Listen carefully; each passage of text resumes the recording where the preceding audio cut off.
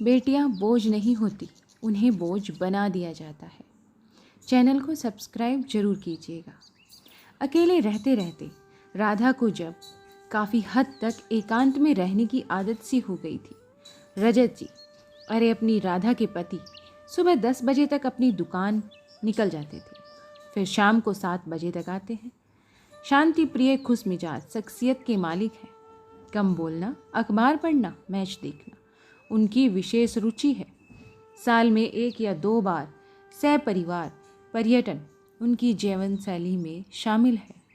वहीं राधा एक कुशल गृहिणी, जिसने अपना घर सुव्यवस्थित तरीके से सजा संवार कर इतने करीने से रखा था कि किसी भी चीज़ की ज़रूरत पड़ने पर उसे अंधेरे में भी ढूंढने पर मिल जाती थी। हर आया गया उसकी वाक पटुता और कार्यकुशलता की तारीफ किया बगैर नहीं जाता था। एक प्यारी सी बिटिया जिसे पढ़ा लिखा कर इस कदर योग्य बना दिया कि वह आज मल्टीनेशनल कंपनी में मैनेजर के पद पर कार्यरत है। जब से बिटिया की नौकरी लगी तभी से अपनों में छिपे पराये सामने आने लगे। हर एक को बस यही दिखने लगा, कितना ज़्यादा इतनी सी उम्र में कमाती है। लोगों की आंख और अपनों की जलन, आप लोग समझ ही सकते हैं क्या रंग लाती है। किसी को क्या दिखता है, तो बस तरक्की। राधा को पता ही नहीं चला, जिन्हें वो अपना समझ रही है वो सब मिलकर उसकी जड़ें खोदने में लगे हैं। बिटिया की शादी, धूमधाम और रौनक देख सभी अपने कलेजे पर सांप लौट गए। ईश्वर की अनुकंपा से बिटिया आज अपने घर में खुशहाल जिंदगी जी रही है। सब कुछ ठीक ठाक भी चल रहा था कि अचानक घर वालों से खुशियां देखी नहीं गई। जेठानी और जेठ ने धांधली कर अपने नाम करा लिया, कुछ दिनों की मोहलत दे दी। आज राधा और रजत जी एक कमरे में जीवन यापन कर रहे हैं, नए घर की तलाश में लगे हुए हैं। गर्मी की छुट्टियों में मेहमान का आना तो वाजिब है, पर पिछले 32 सालों से खुले में रह रही राधा को थोड़ी असुविधा तो हो ही रही थी। उलझनें सुलझ नहीं रही थी उन पर। बस लोगों का ज्ञान, जाने दो, तुम लोग 2 ही तो लोग हो, रह लो। आज भी नया घर बनाने के लिए ज़मीन देखने दोनों लोग गए हैं, पर बात तो नहीं बनी। आपस में कुछ खटपट हो गई। तब तक राधा के कानों में आवाज़ गई, रहना हो तो रहो, वरना तुम्हें जहाँ जाना है वहाँ जाओ।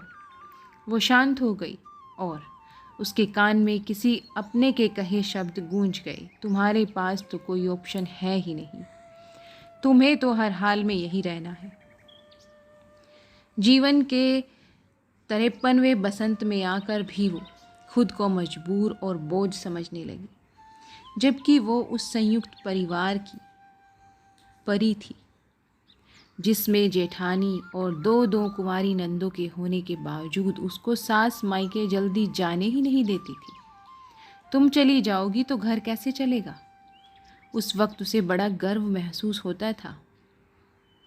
दोनों नंदों के ब्याह में जी तोड़ मेहनत करी थी उसने, घर परिवार बनाए रखने के लिए दिन को दिन और रात को रात नहीं समझा। पिछले 32 सालों से सबको अपना समझने वाली का कोई अपना नहीं, बल्कि वह सभी पर बोझ बन गई।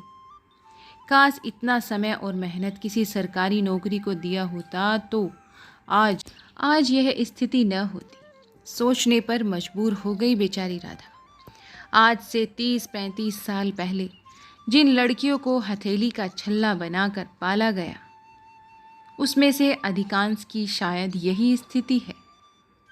काश मैं ये कर पाती, काश मैंने ये किया होता या वो किया होता।